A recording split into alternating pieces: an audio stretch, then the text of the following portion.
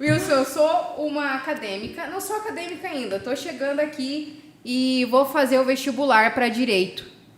E eu não sei ainda o que eu quero seguir. Por que eu escolheria penal? Bom, eu vou dizer o que aconteceu comigo e depois vou dar algumas razões para que, né, eventuais alunos, acadêmicos, escolham a disciplina.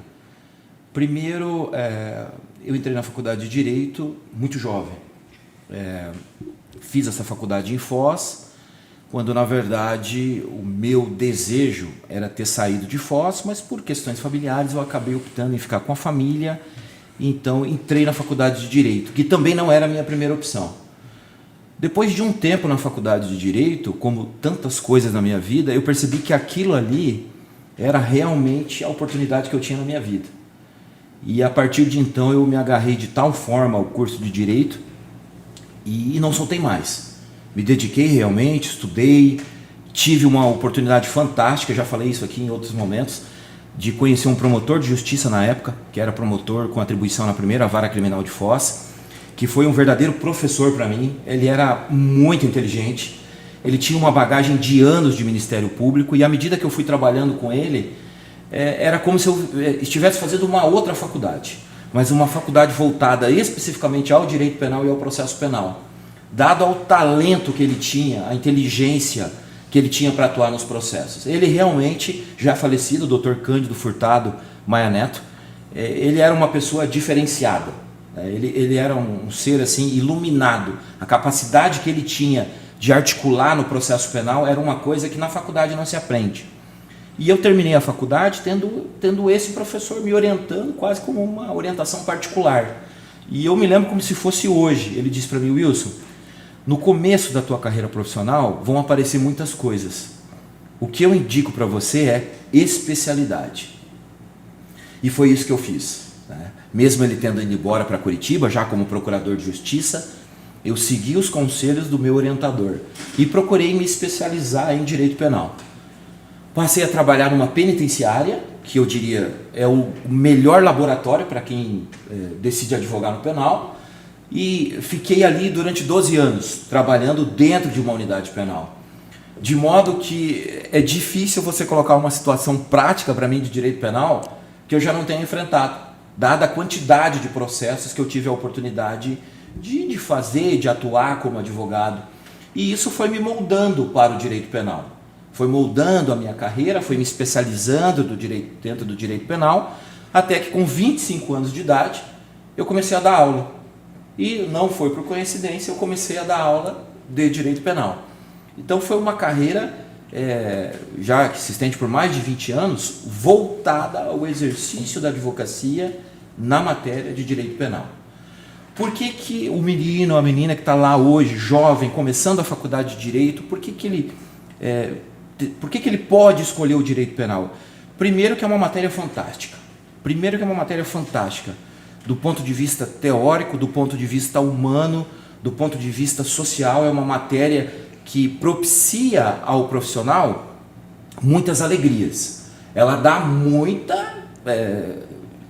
ela gera muita responsabilidade, mas ela também propicia muitas alegrias. Vou dar um exemplo para vocês.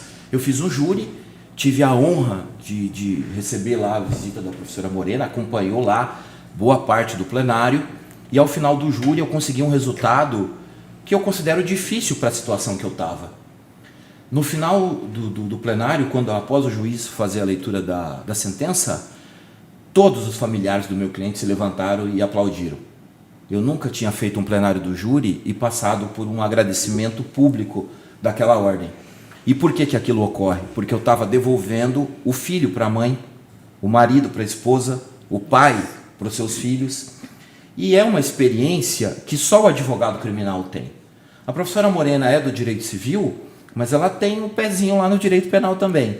E eu falando aqui, eu tenho certeza que alguma experiência deve ter voltado desse momento aí na memória dela, porque ela chegou a atuar em núcleo de prática, como eu, e quem atua em núcleo de prática, obrigatoriamente faz direito de família e faz de direito penal.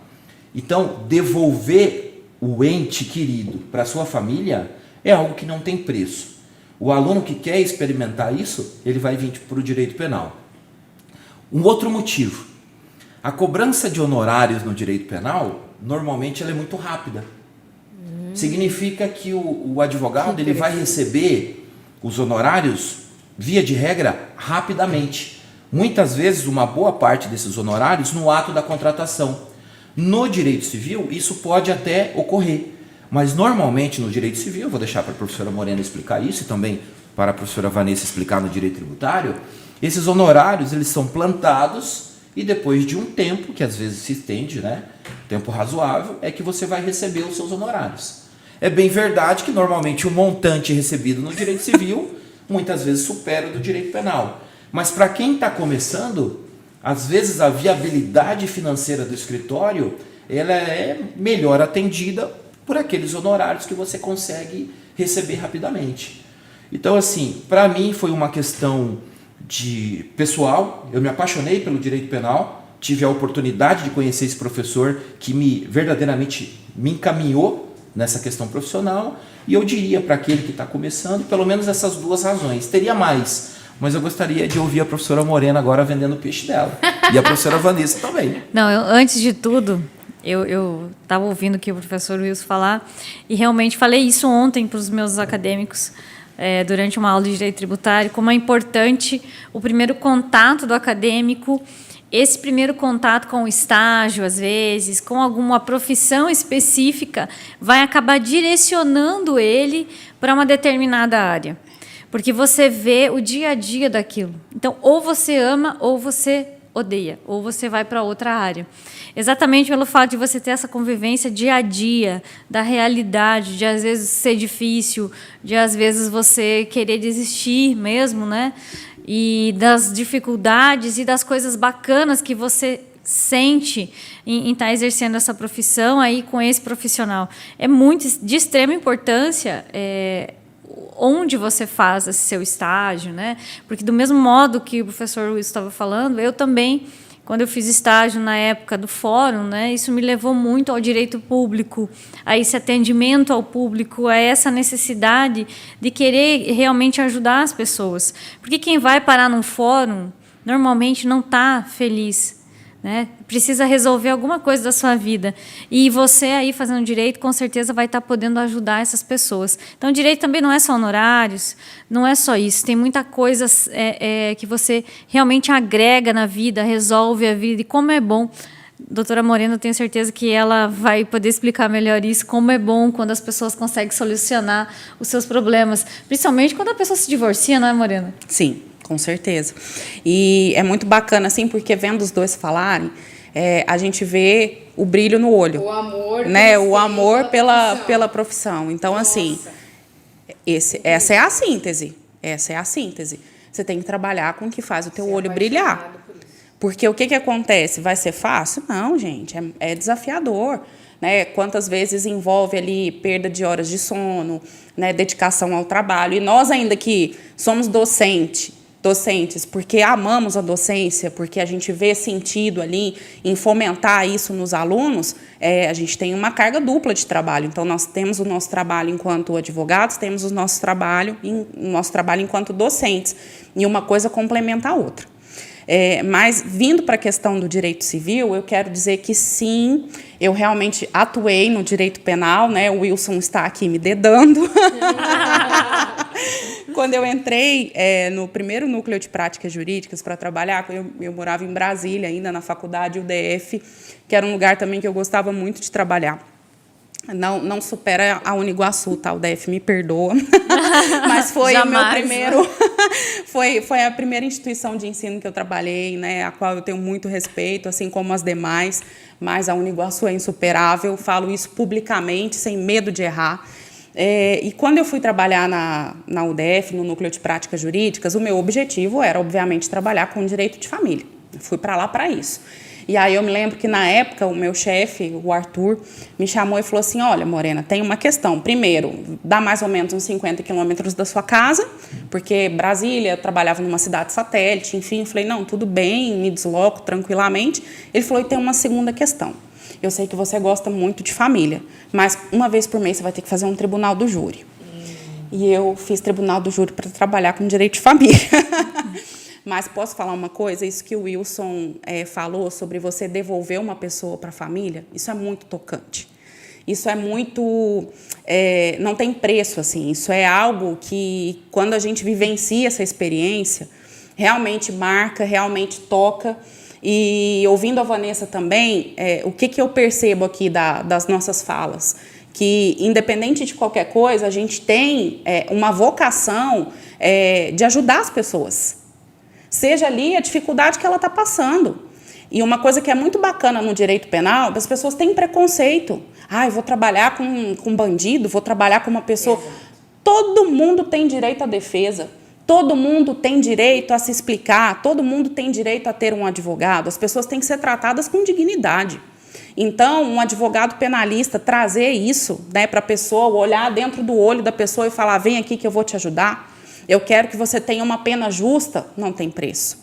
Mas falei muito bem do penal, agora eu vou trazer aqui para o civil. Por que eu gosto de civil? Eu penso que, primeiro, o direito civil ele tem uma característica muito bacana, que é de organizar a vida das pessoas. Então, se você vai comprar uma casa, você faz um contrato bem feito, você contrata um advogado que é especialista, porque o direito civil ele tem essa característica.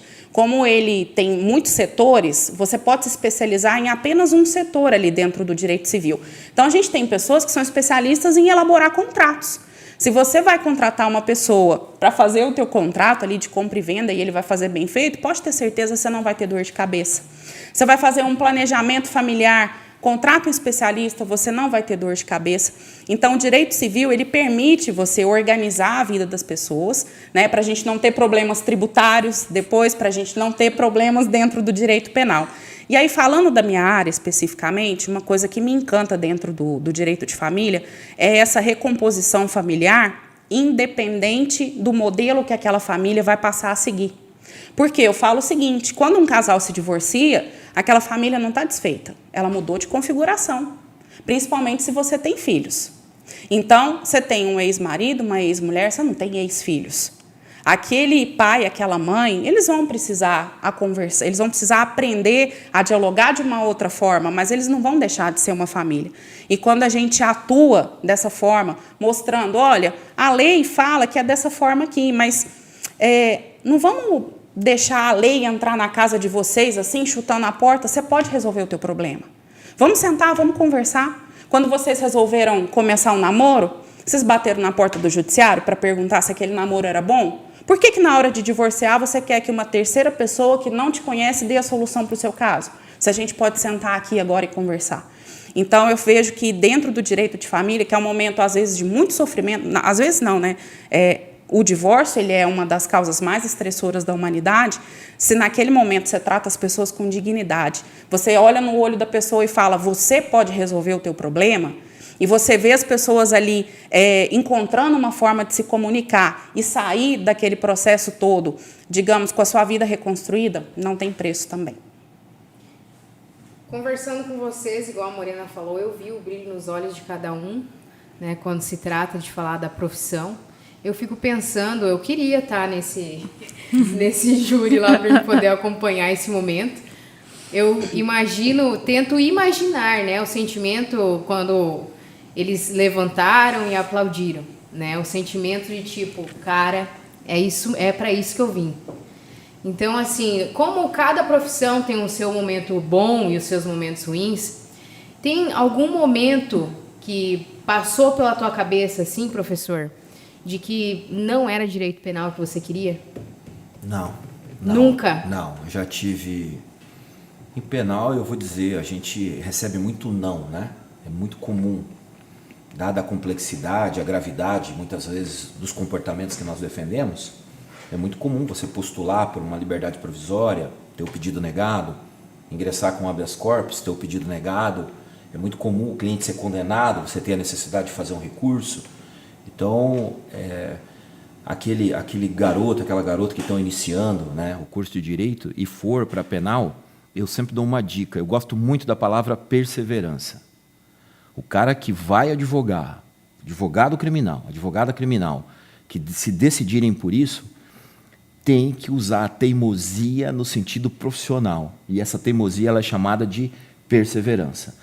tenha convicção daquilo que você está fazendo, esteja preparado para fazer o que você está fazendo, porque vão dizer que você está errado, vão dizer que não é daquela forma, mas se você está seguro e você não desiste, muitas vezes o resultado demora, mas ele vem. Vem. Tenho certeza do que eu estou dizendo, e aí eu vou dizer resultado em reconhecimento profissional, resultado financeiro, que não pode ser prioridade para o advogado criminal, porque o advogado ele não pode pautar a sua carreira para focar a sua carreira para ganhar dinheiro, porque ele perde liberdade e independência. Se o advogado criminal perder liberdade e independência, ele não consegue fazer o trabalho bem feito. Então, coisas que o advogado não pode negociar são essas. Se ele tem conhecimento, se ele está preparado para fazer aquilo, se ele é perseverante, eu tenho certeza que o resultado vai ser muito bom. E o que nós fazemos aqui na Uniguaçu? Nós não mostramos só um caminho de flores, não. Nós mostramos a realidade. Por isso, os alunos aqui do primeiro período vão assistir o júri lá. Eles vão lá perceber que não é brincadeira fazer um tribunal de júri. Ficar 12 horas totalmente concentrado, totalmente ligado num procedimento. 12 horas a fio, praticamente direto, ligado no 220, exige do profissional. E o nosso aluno vê isso lá. Nosso aluno vê como o professor trata situações reais. Não são todas as faculdades que fazem isso. A professora Morena já tem experiência de outras faculdades. A professora Vanessa também. Não são todas as faculdades que fazem isso. De pegar o professor, arrastar uma turma para um tribunal de júri e se expor. Tribunal de júri é uma exposição enorme. É uma vitrine que pode dar muito certo e muito errado. Você tem que estar muito seguro do que você está fazendo. Quando a professora Morena organiza uma audiência aqui, tem que estar muito segura do que está fazendo. Porque é aquilo que o nosso aluno vai enfrentar na prática. E eu sempre digo para o nosso aluno, na prática não tem tempo de ir na biblioteca, não tem tempo de consultar o código, é você, é o seu conhecimento, é a sua capacidade de raciocínio de resolver aquele problema. Então, o que nós procuramos aqui? Efetivamente, preparar o nosso aluno.